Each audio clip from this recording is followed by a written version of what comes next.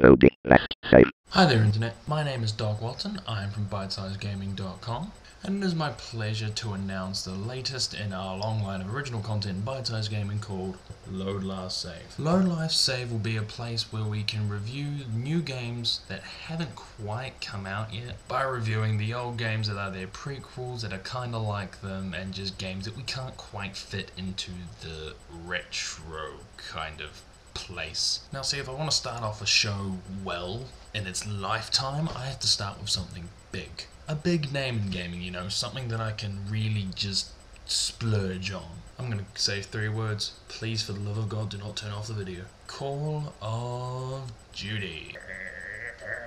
Okay, maybe that was a little harsh. I personally have no really big grudge against Call of Duty as a franchise. If you were gonna play one plotty, over-the-top shooter where you just fight in the same war-torn situations for the rest of your life, you could do a damn sight worse than Call of Duty. Namely Battlefield. Black Ops 2 is coming out in a couple of months, and I want to kind of commemorate the prestige? The legacy, then, of Call of Duty by looking at the prequel to Black Ops 2, aptly named Black Ops 1. You just have to tell everybody everything these days, don't you? I want to preface this entire rant by saying I am not going to talk about multiplayer until the very end. I despise COD's multiplayer with the entire fibre of my being, with the sole exception of Call of Duty 4, but that had a LAN function, which could keep the fanboys way over there so I didn't have to deal with them at all.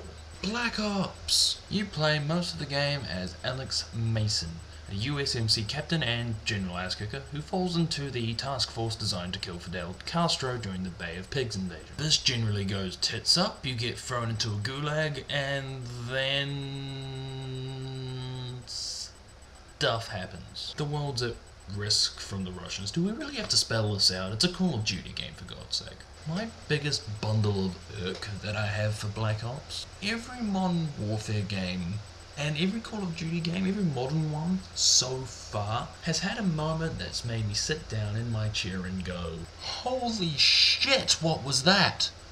Whoa, what the fuck? Either by the fact that it was just straight up ridiculous, or the fact that they paced it properly. That's a lesser known one, but it does happen from time to time. It was something that just kind of stuck in my head and wouldn't get out. Affinity Ward kicked ass at this. You've got the nuke from Call of Duty 4, you've got the snowmobile chase and the house sequence from Modern Warfare 2, the death of Soap in Modern Warfare 3. Black Ops, on the other hand, didn't really do that so much. Unless you count the 2 missions, Payback and Rebirth, they were pretty damn cool.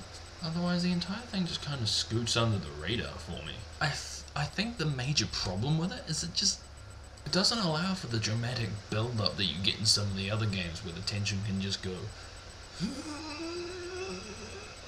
and then release it all in one go so you can actually feel the weight of what you're doing. Black Ops is just kind of a whole lot of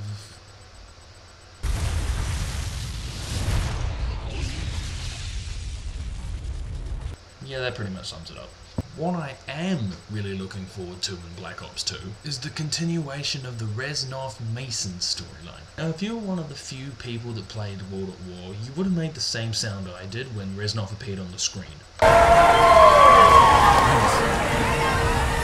Now, in Black Ops, there's a bit of a plot swerve that really threw me off, personally. In case you didn't know, I'm about to spoil the shit out of this game, so spoilers. There's a very Fight Clubby bend to the way Reznov keeps appearing and disappearing and reappearing everywhere that he's supposed to. And fair enough, it turns out that he's in your head the entire time. The fact that he actually isn't there gives second playthroughs a bit of a mindfuck kind of experience to it. I mean, I know NPCs don't kill people that I'm supposed to kill anyway, but then Reznov isn't supposed to be there at all and he keeps shooting things. And it was really confusing. Hopping along to Black Ops 2.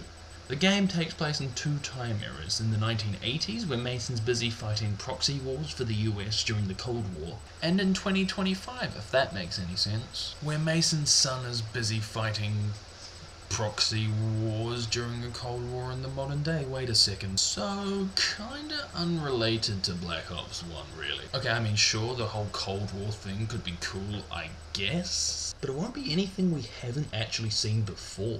The only thing that was left unexplained in Black Ops 1 was the fact that Reznov is still in Mason's head.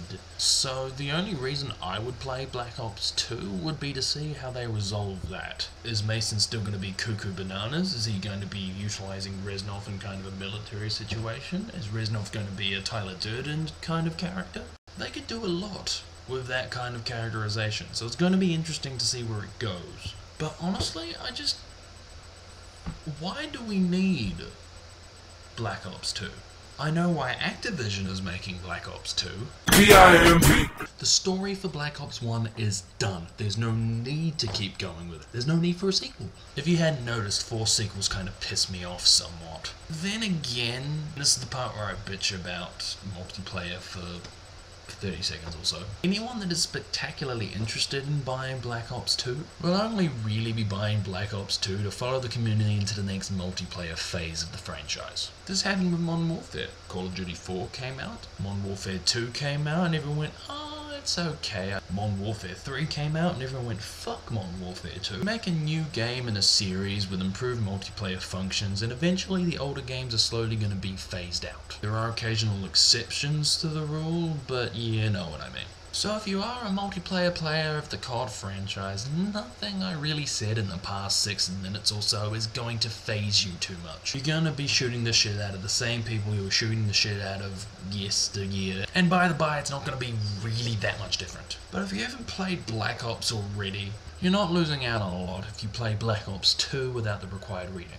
If you like Manchurian Candidate crossed with Fight Club, crossed with a little bit of VC action, play Black Ops 1. It's alright, I guess. But generally, if you've played Black Ops 1, moving into Black Ops 2, you're gonna have nothing really to do in the Black Ops 2 storyline, rather than see Mason get his head screwed on straight in plotty, war-torn environments with over-the-top shooting action.